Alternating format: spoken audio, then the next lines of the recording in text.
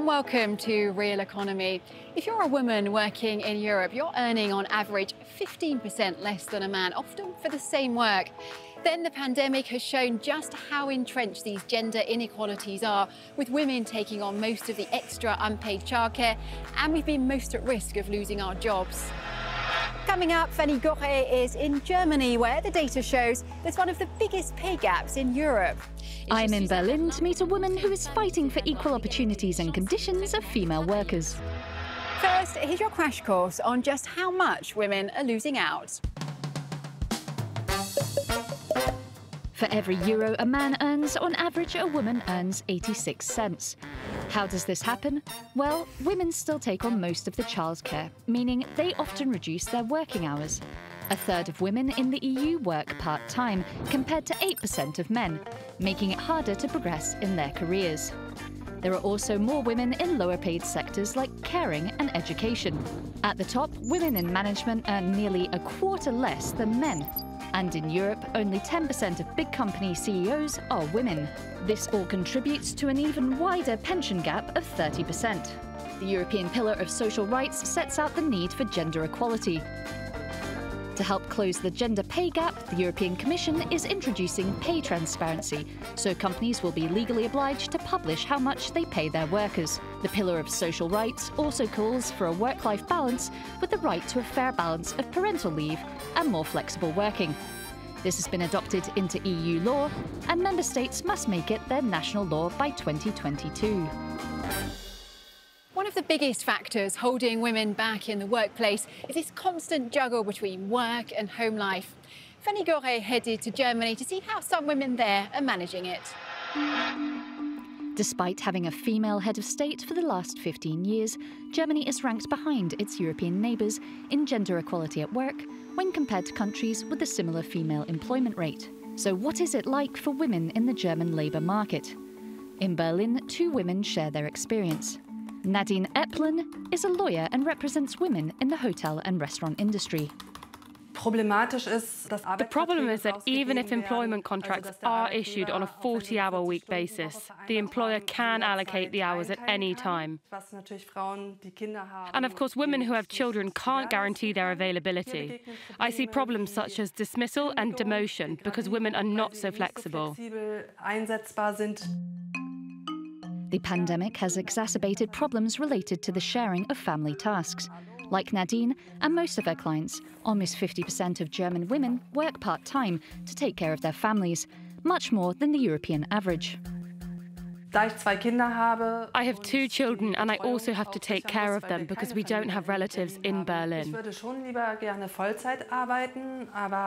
I would prefer to work full-time, but that is not compatible with childcare because the daycare times and school times do not always match with my working hours. To improve the representation of women in the labour market, Germany, like other European countries, has until 2022 to implement the European Directive on work-life balance, which includes better access to parental leave and more flexibility at work.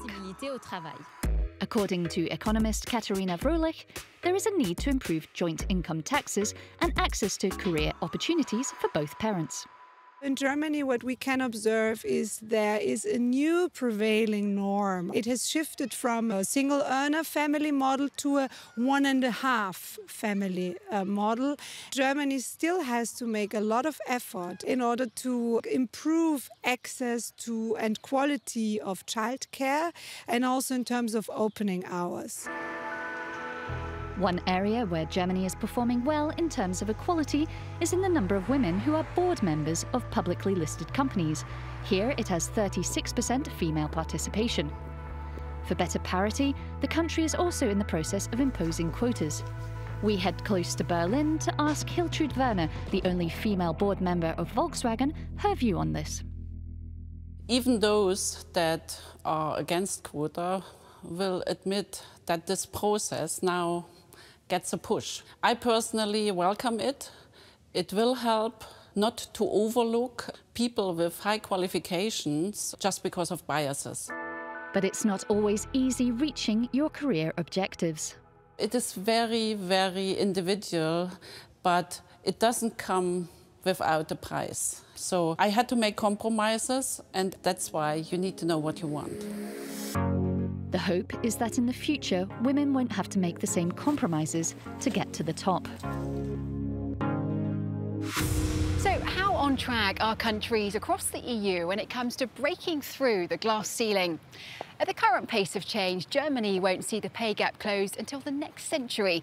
And in France, it could take more than 1,000 years. Some countries are set for equal pay this decade, and Belgium is one of those leading the way. I'm in Brussels to meet Esther Lynch, who's the Deputy General Secretary for the European Trade Union Confederation.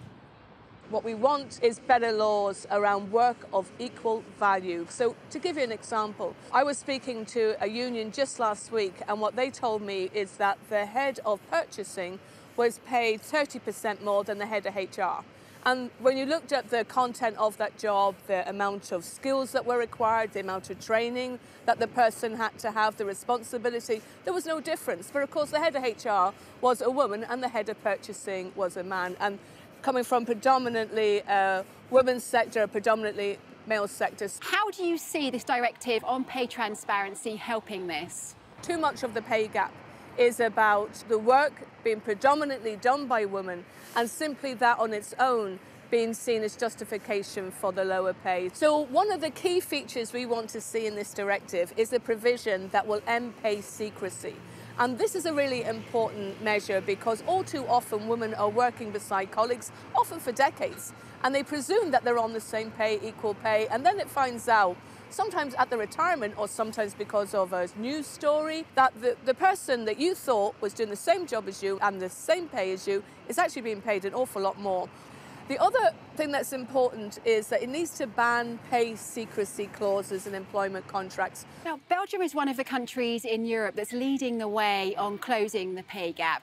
Why is Belgium doing so well on this? What I see here in Belgium, which is very different from a lot of other places, is the amount of workers who are in a trade union. So you've got people confident that when they raise questions, that when they complain, that they won't be picked on, victimised and moved out, managed out of the firm as being troublemakers. And I think that's one of the things that this directive needs to secure isn't to presume just because people get the information they'll be able to use it.